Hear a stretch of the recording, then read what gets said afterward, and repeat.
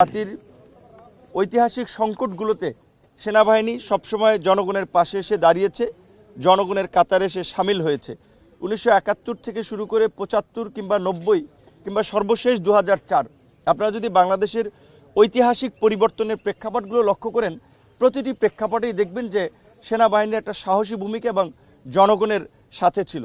তো আমরা দেখতে পাচ্ছি এখন কিছু কিছু মহল সামরিক বাহিনীকে এই গণ অভ্যুত্থানের অংশীজনদের মুখোমুখি দাঁড় করানো কিংবা সামরিক বাহিনীকে নিয়েও নানান ধরনের একটা প্রোপাগান্ডা ছড়াচ্ছে, বিভ্রান্তি ছড়াচ্ছে।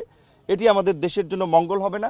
আমরা সেটির বিষয়ে দেশবাসীকে সতর্ক করছি এবং একই সাথে সেনাবাহিনীর এই 2024-এও যে জনগণের প্রতি তাদের যে সংহতি এবং জনগণের কাতারে এসে যে তাদের দাঁড়ানো, এই সেনাবাহিনী, সাহসী সেনাবাহিনীকে আমরা অবশ্যই ধন্যবাদ জানাই।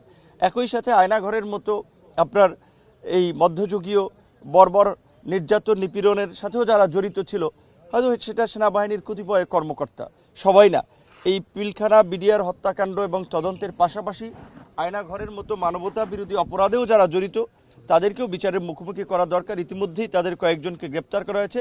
আশা করি বাকিদেরকে গ্রেপ্তার এবং বিচারের মুখোমুখি করার মধ্যে দিয়ে সেনাবাহিনীর দায় মুক্তি হবে।